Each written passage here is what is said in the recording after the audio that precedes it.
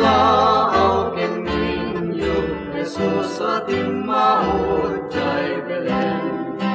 Hintay dayawin, ari dagit anggeles, umay kay sirarasa, umay kay nadyagdaktan, umay kay agrok mo'y ti anak ti Diyos.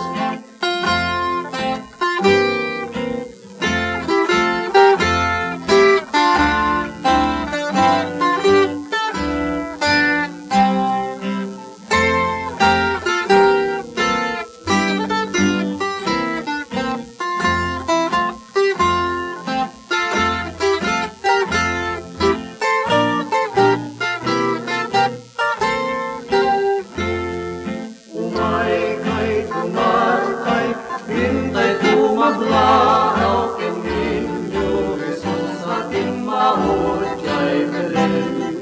Hintay dayawin, ari dagit anggeles, umay kay siraragsak, umay kay nadyagdaktak, umay kay